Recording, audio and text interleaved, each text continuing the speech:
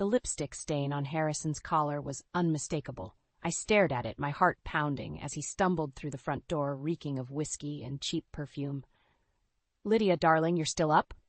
Harrison slurred, his once charming smile now a crooked, guilty grin.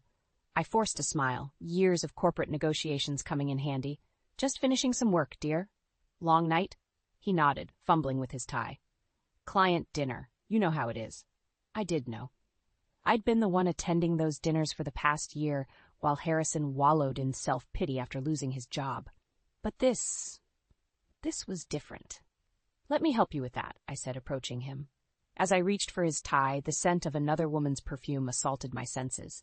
I swallowed hard, fighting the urge to confront him then and there. "You're too good to me, Lydia," Harrison mumbled, his eyes heavy with alcohol and shame.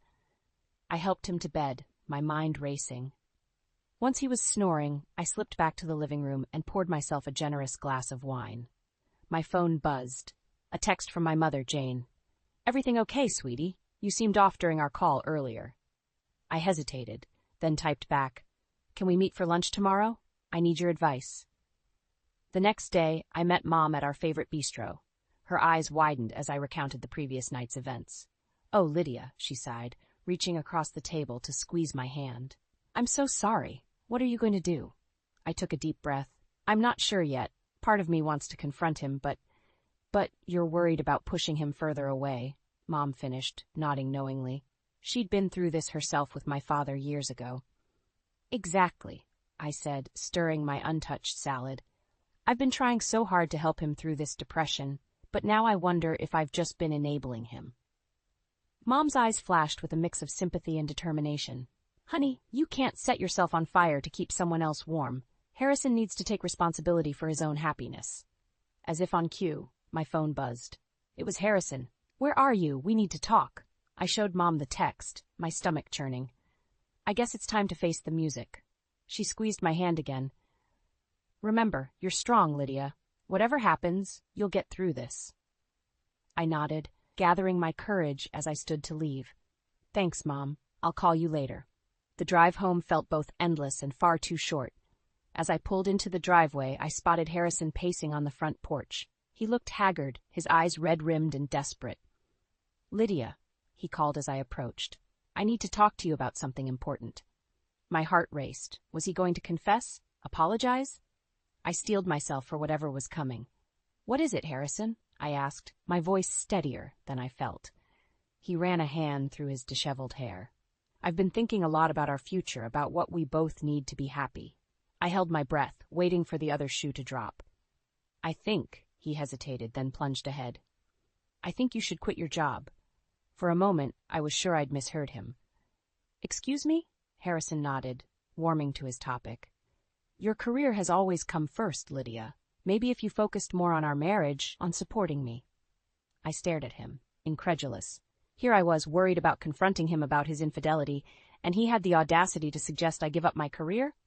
"Harrison," I said, my voice dangerously calm, "I think we need to have a very different conversation." His brow furrowed in confusion. "What do you mean?" I took a deep breath. The image of that lipstick stain seared into my mind. "Why don't we start with where you really were last night?" Harrison's face paled at my question, his eyes darting away from mine.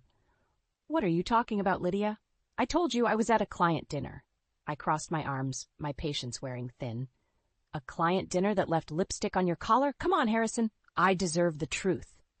He slumped against the porch railing, the fight draining out of him.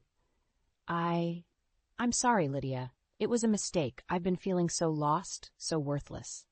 "So you decided to cheat on me?" I spat, my anger finally boiling over. "That's your solution?"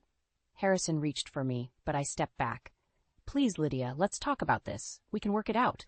That's why I think you should quit your job. We need to focus on us." I laughed bitterly. "You want me to give up my career because you can't keep it in your pants? Unbelievable." "It's not like that," he protested. "I just think if we both focused on our marriage." "Our marriage?" I interrupted. "You mean the one you just betrayed? The one you're asking me to sacrifice everything for while you contribute nothing?" Harrison's face hardened. "Nothing? I've been trying, Lydia, but it's hard to feel like a man when my wife is the one bringing home the bacon." I stared at him, incredulous. So this is about your ego? Your fragile masculinity? It's about balance, he shouted, his composure cracking. It's about feeling like I matter in this relationship. You matter, Harrison, I said, my voice softening despite myself, but asking me to give up my career isn't the answer. I've supported you through this rough patch, but I can't be the only one making sacrifices. He ran his hands through his hair, frustration evident in every line of his body. Then what do you want from me, Lydia? What am I supposed to do? For starters, you could try being honest, I replied. Who is she, Harrison? He flinched, avoiding my gaze. It doesn't matter. It was a one-time thing, I swear. But something in his voice made me doubt that. I felt a chill run down my spine as a terrible thought occurred to me. It's not Margaret, is it? Harrison's sharp intake of breath was all the confirmation I needed. Margaret, my college roommate, the woman who'd been my bridesmaid. The betrayal cut deeper than I could have imagined. How long? I whispered, my voice barely audible. Harrison's shoulders sagged. A few months. Lydia, I'm so sorry. It just happened, and then I couldn't stop. Couldn't stop? I echoed, my voice rising. You couldn't stop betraying me with one of my oldest friends? I was weak, he pleaded. I felt like a failure, and Margaret, she made me feel like a man again. I laughed. A harsh, bitter sound. And I suppose that's why you want me to quit my job? So you can feel like a big, strong man again? Harrison's face flushed with anger. You don't understand. You've always had it easy, Lydia. Your career, your success. You don't know what it's like to struggle. Easy? I repeated, my voice dangerously low. You think my life has been easy, Thurif? I've worked my ass off for everything I have, and I've spent the last year trying to support you to help you find your footing again. This is how you repay me? I'm sorry, Harrison said, his voice breaking. Please, Lydia, give me another chance. We can fix this. I looked at him, really looked at him, and for the first time I saw a stranger. The man I'd married, the one I'd loved and supported, was gone. In his place was someone selfish, someone who'd rather tear me down than build himself up. No, Harrison, I said, my voice steady despite the turmoil inside me. I don't think we can fix this, and I'm done trying. As I turned to walk away, I heard him call after me, desperation in his voice. But I didn't look back. I had some calls to make, starting with a divorce lawyer. I sat in my car outside Margaret's apartment, my hands shaking as I gripped the steering wheel. The past week had been a blur of anger, tears, and sleepless nights. Now I was here, ready to confront the woman who had betrayed me just as much as Harrison had. Taking a deep breath, I stepped out of the car and marched up to her door. I knocked sharply, my heart pounding in my chest. The door swung open, and there she was. Margaret's eyes widened in shock. Lydia? What are you doing here? We need to talk, I said, pushing past her into the apartment. Margaret stammered. I don't understand. What's going on? I whirled to face her, my voice cold. Drop the act, Margaret. I know about you and Harrison. The color drained from her face. Lydia, I can explain. Save it, I snapped. I trusted you. You were my friend, and you stabbed me in the back. Tears welled up in Margaret's eyes. It wasn't supposed to happen. We were just talking one day, and then you decided to sleep with my husband? I finished for her, my voice dripping with sarcasm. Margaret sank onto her couch, her head in her hands. I'm so sorry, Lydia. I never meant to hurt you. I laughed bitterly. Well, you did a bang-up job of it anyway. As I paced her living room, my eye caught something on her coffee table. It was a receipt for a weekend getaway, dated for next month. My blood boiled. Planning a little vacation with my husband? I asked, snatching up the paper. Margaret's head snapped up, her eyes wide with panic. No, it's not. I mean, we were just... Just what? I demanded. Planning to run off together while I was none the wiser? She stood, reaching for me. Lydia, please. It's not like that. We care about you. We just... Care about me? I interrupted, my voice rising. Is that why you've been sneaking around behind my back? Is that why Harrison asked me to quit my job so he could feel like a man again? Margaret's face paled. He what? I nodded grimly. Oh, yes, he thinks if I give up my career, it'll fix everything. I guess he didn't share that little plan with you, did he? She sank back onto the couch, looking shell-shocked. I had no idea. Lydia, I swear I never wanted to come between you two. But you did, I said, my anger giving way to a deep, aching sadness. You both did. As I turned to leave, Margaret called out, Wait! What are you going to do? I paused at the door, not looking back. I'm going to do what I should have done a long time ago. I'm going to take care of myself. Back in my car, I pulled out my phone and dialed a number I'd been avoiding. Dad, it's Lydia. I need your help. My father's voice was warm and concerned. Of course, sweetheart. What's wrong? I took a deep breath. I'm leaving Harrison. I need a good divorce lawyer. There was a moment of silence. Then, I'll make some calls. Are you okay? No, I admitted, feeling tears prick at my eyes. But I will be. As I drove home, my mind raced with plans. I'd need evidence of Harrison's infidelity, financial records, anything that could help my case. Part of me felt guilty for plotting against the man I'd once loved, but another part, a stronger part, knew this was necessary. I pulled into our driveway, steeling myself for what was to come. Harrison's car was there, and I could see him moving around in the living room. For a moment, I considered confronting him, laying all my cards on the table, but no, not yet. I needed to be smart about this. I needed to protect myself. As I walked into the house, Harrison looked up, his face a mixture of hope and apprehension. Lydia, where have you been? Can we talk? I forced a smile, hating how easy it was to slip into this facade. Of course, dear. Let me just freshen up first. I headed upstairs, my heart pounding. The game was on and I intended to win. I'd been gathering evidence for weeks, carefully documenting Harrison's indiscretions and financial missteps. Every late-night phone call, every suspicious credit card charge, it was all there, neatly organized in a folder hidden in my office. I was ready to make my move, to confront Harrison and end this charade of a marriage once and for all. But life, as it often does, had other plans. Lydia, we need to talk, Harrison said one evening, his voice uncharacteristically serious. It's about your father. I froze, my heart skipping a beat. What about my father? Harrison took a deep breath, running his hand through his hair, a nervous habit I once found endearing. I spoke with Charles today. I think I've found a way for us to get back on our feet. Alarm bells rang in my head. What are you talking about, Harrison? Your father's retirement fund, he said, his eyes gleaming with an intensity I hadn't seen in months. If we could just borrow a portion of it. Borrow? I interrupted, my voice sharp. You want to take money from my father's retirement? Harrison held up his hands placatingly. Not take, Lydia. Invest.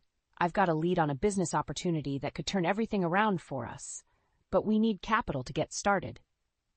I stared at him, barely recognizing the man before me. And you think the solution is to gamble with my father's hard-earned money? It's not gambling, Harrison insisted, his voice rising. This is a sure thing, Lydia. We could finally get back to where we were before everything went wrong. I laughed bitterly. Before you lost your job? Before you started sleeping with my best friend? Harrison flinched as if I'd slapped him. I thought we were moving past that. I thought you'd forgiven me. Forgiven you? I echoed, incredulous. Harrison, I've been trying to understand, to support you. But this is too much.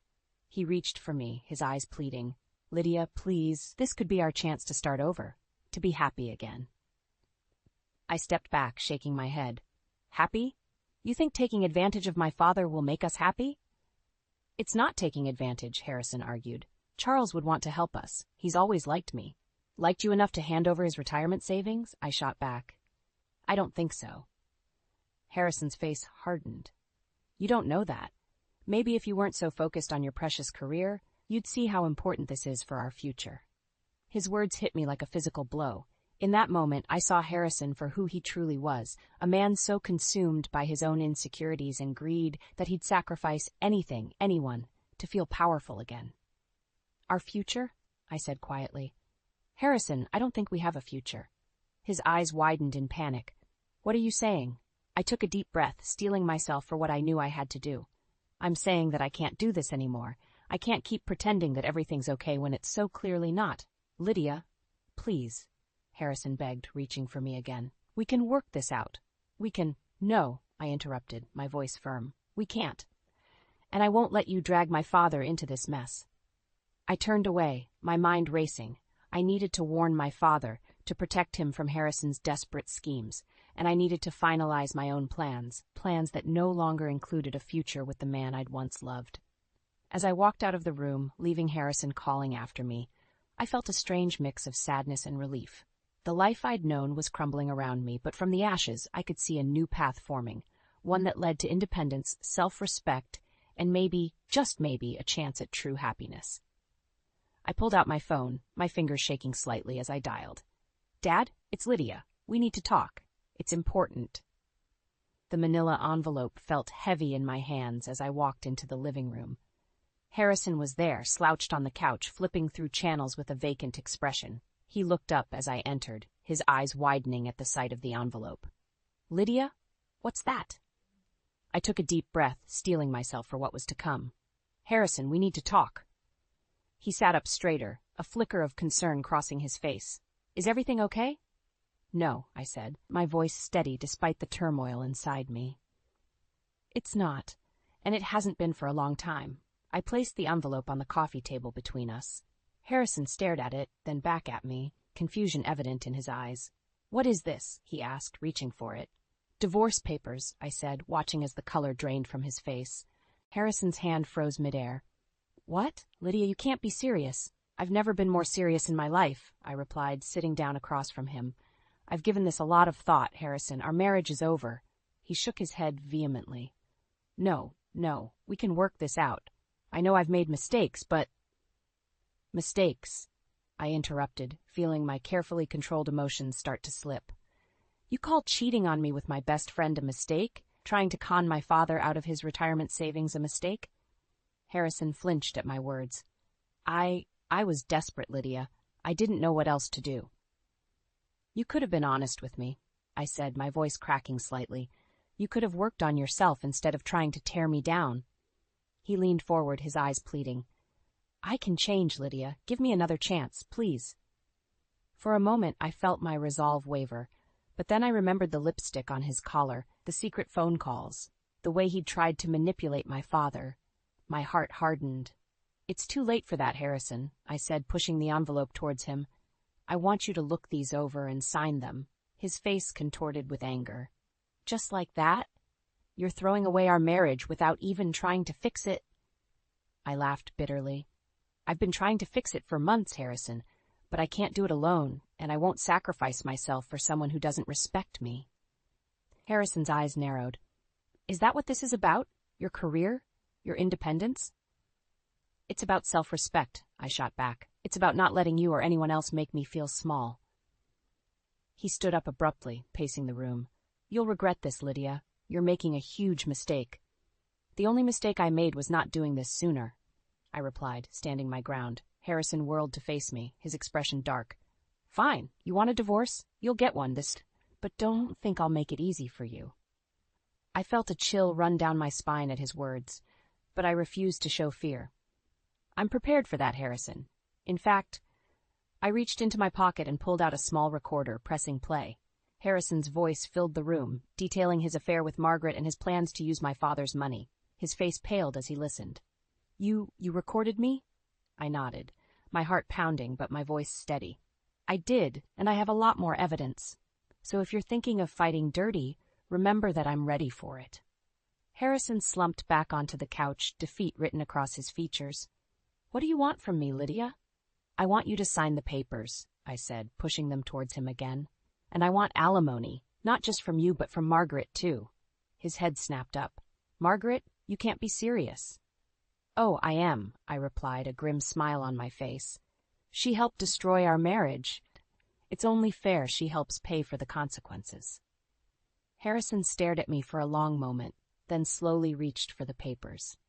As he began to read through them, I felt a weight lift from my shoulders. This wasn't the end I had hoped for when we got married, but it was the beginning of something new. A life where I put myself first.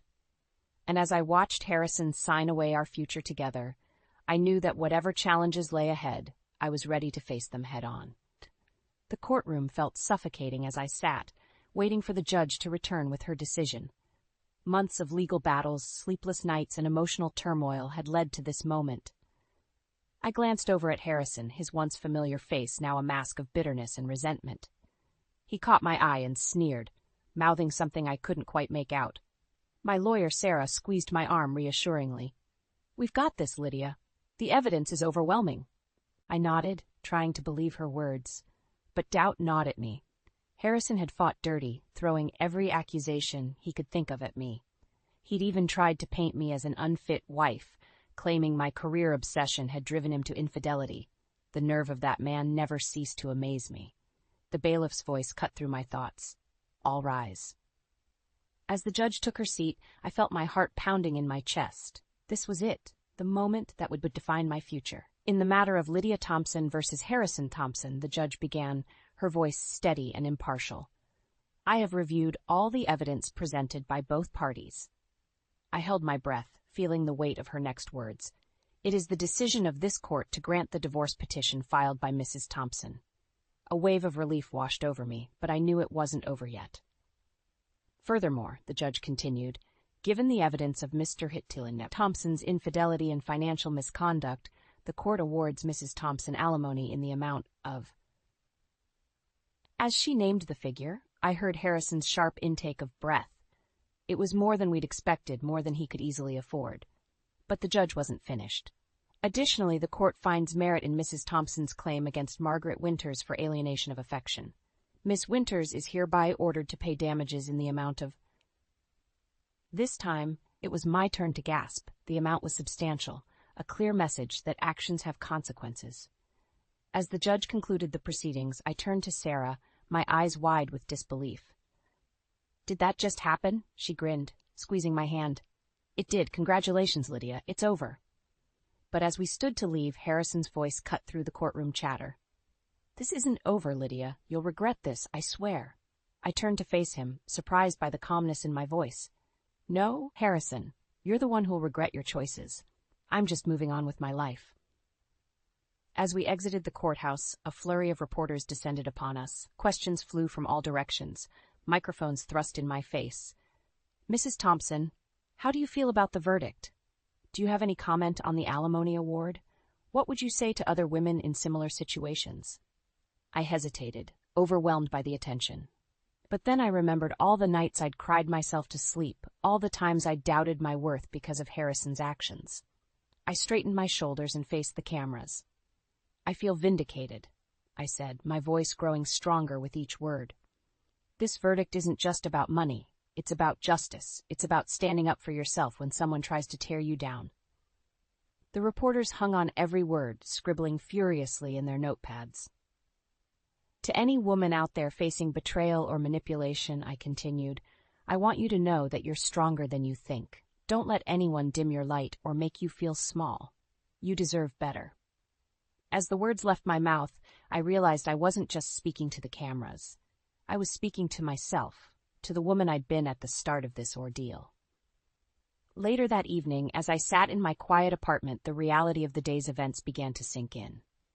I was divorced. I was free. But as I looked around at the remnants of my married life, I felt a strange emptiness. My phone buzzed with a text from my mother.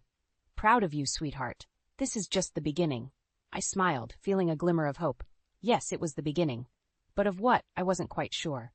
As I drifted off to sleep, one thought echoed in my mind. Whatever comes next, I'm ready for it. The shrill ring of my phone jolted me awake. Bleary-eyed, I fumbled for it, my heart racing when I saw Sarah's name on the screen. Lydia, we have a problem. My lawyer's voice was tense. Harrison's filed a motion to reopen the case. I sat bolt upright, sleep forgotten. What? On what grounds? He's claiming you deceived the court about your father's true wealth. Says you have access to funds you didn't disclose. My mind reeled. How could Harrison possibly know about... No, it couldn't be. Lydia, are you there? I swallowed hard. Yes, I'm here. Sarah, this is bad. Really bad. Talk to me, Lydia. What's going on? I took a deep breath, weighing my options. The truth could jeopardize everything, but lying to my lawyer would be even worse. My father, he has an offshore account. It's not exactly legal. Harrison must have found out somehow. Sarah's sharp intake of breath told me everything I needed to know. Lydia, why didn't you tell me about this before? I didn't think it mattered. It's not my money, and I've never touched it. It matters now, Sarah said grimly. We need to meet. My office, 1 hour. The next few days were a whirlwind of legal meetings and sleepless nights. Harrison's lawyers were pushing hard, demanding a full financial audit. If they succeeded, it wouldn't just be my divorce settlement at stake. My father could face serious legal consequences. As I sat in the courthouse waiting room, I felt the walls closing in. My mother squeezed my hand reassuringly, but I could see the worry in her eyes. "It'll be okay, sweetheart," she murmured. "Your father's lawyer is the best in the business." I nodded, not trusting myself to speak. Just then the doors burst open, and Harrison strode in, flanked by his legal team. Our eyes met, and I was shocked by the malice I saw there. "Enjoying your ill-gotten gains, Lydia?" he sneered. "Not for much longer." Before I could respond, Sarah appeared, ushering us into the courtroom. As we took our seats, I caught sight of my father, his face ashen. The judge called the session to order, and Harrison's lawyer launched into his argument. With each word, I felt my carefully constructed world crumbling around me. "Your Honor, we have evidence that Mrs. Genova Thompson deliberately misled this court about her family's financial status. We believe she has access to substantial undisclosed funds, which should be considered in the divorce settlement." The judge turned to Sarah. "Counselor, how do you respond to these allegations?" Sarah stood, her voice steady. "Your Honor, these claims are baseless. My client has been fully transparent about her finances. Mr. Thompson is simply attempting to retaliate against the court's previous ruling." As the arguments flew back and forth, I found myself zoning out, my mind racing. How had Harrison found out? Who could have told him? Suddenly, a commotion at the back of the courtroom snapped me back to reality. I turned to see Margaret being escorted in by a bailiff. "Your Honor," Harrison's lawyer said smugly, "we'd like to call a surprise witness." My heart sank as Margaret took the stand. She looked nervous, her eyes darting between Harrison and me. "Miss Winters," Harrison's lawyer began, "can you tell the court what you know about Charles Thompson's offshore accounts?" Margaret hesitated, her gaze locking with mine. In that moment, I saw a flicker of remorse in her eyes. I can't do this," she said suddenly. "I'm sorry, Harrison. I won't lie for you." The courtroom erupted in chaos. Harrison leapt to his feet, shouting accusations. His lawyer tried desperately to regain control of the situation. Amidst the uproar, the judge's gavel came down hard. "Order! I will have order in this court." As silence fell, the judge fixed Harrison with a steely glare. "Mr. Thompson, attempting to coerce false testimony is a serious offense. This court takes a very dim view of such actions." I held my breath, hardly daring to hope. "Motion to reopen the case denied," the judge declared. "Furthermore, Mr. Thompson, you will be held in contempt of court. Bailiff, take him into custody." As Harrison was led away, protesting loudly, I slumped in my seat, overwhelmed by relief and exhaustion. Sarah leaned over, a small smile on her face. "It's over, Lydia. Really over this time." I nodded, tears pricking at my eyes. But as I watched Harrison disappear through the courtroom doors, I couldn't help but wonder. At what cost had this victory come? And where did I go from here? 6 months after the courtroom drama, I found myself in a chic new restaurant, celebrating my recent promotion. The air buzzed with laughter and clinking glasses, a stark contrast to the tense silence that had dominated my life for so long. "To new beginnings," my mother toasted, her eyes twinkling with pride. As I raised my glass, a familiar figure caught my eye. There, at a corner table, was Harrison. Our eyes met, and for a moment time seemed to stand still. He looked different. Gone was the bitter, angry man from the courtroom. This Harrison seemed humbler, more grounded. He was dressed in a waiter's uniform, efficiently clearing tables and chatting amiably with customers. "Lydia, are you okay?" My mother's voice snapped me back to reality. I nodded, unable to tear my eyes away from Harrison. I need a moment." Before I could second-guess myself, I was walking towards him. He saw me approaching and straightened up, a mix of emotions playing across his face. "Lydia," he said, his voice softer than I remembered. I didn't expect to see you here." "Neither did I replied, surprised by the calmness in my voice. "You're working here?" He nodded, a hint of pride in his eyes. "Started a few months ago. It's not glamorous, but it's honest work. I'm trying to turn things around." I felt a weight I didn't know I'd been carrying lift from my shoulders. "I'm glad to hear that, Harrison. Really." An awkward silence fell between us, years of hurt and betrayal hanging in the air. Finally, Harrison spoke. "Lydia, I owe you an apology. For everything. I was so caught up in my own insecurities that I lost sight of what really mattered. I'm sorry for hurting you, for betraying your trust. You deserved better." His words hit me like a tidal wave, washing away the last remnants of anger and resentment I'd been holding on to. Thank you, Harrison. That means a lot. As we stood there, I realized something profound. The man I'd once loved, the man I'd fought so hard against, was no longer the center of my world. He was just a person, flawed and human, trying to find his way just like the rest of us. I should get back to my table, I said, gesturing towards my mother. Take care of yourself, Harrison. He nodded, a small smile on his face. You too, Lydia. And congratulations on the promotion. I saw it in the paper. You always were destined for great things. As I walked back to my table, I felt lighter than I had in years. My mother looked at me quizzically. Everything okay? I smiled, truly smiled, for what felt like the first time in forever. Yeah, Mom, everything's perfect. That night, as I stood on my balcony looking out over the city, I reflected on the journey that had brought me here. The betrayal, the pain, the fight for justice, it had all shaped me, made me stronger. I thought about Harrison, working to rebuild his life, about Margaret, who'd found the courage to tell the truth in the end, about my parents who'd stood by me through it all. And I thought about myself. The Lydia who'd started this journey would never have believed she could survive such betrayal, let alone thrive in its aftermath. But here I was, stronger and more self-assured than ever. As I gazed at the twinkling city lights, I made a decision. I didn't need a man to complete me. I didn't need to rush into another relationship to prove my worth. What I needed was to continue growing, learning, and loving myself. The future stretched out before me, full of possibilities. There would be challenges, of course, but I was ready for them. I'd weathered the storm of betrayal and come out stronger on the other side. With a contented sigh, I raised my glass to the night sky. To new beginnings, I whispered, echoing my mother's earlier toast, and to the journey ahead. As I turned to go back inside, I felt a sense of peace wash over me. The chapter of my life with Harrison was finally, truly closed. But my story? It was just beginning, and I couldn't wait to see where it would lead.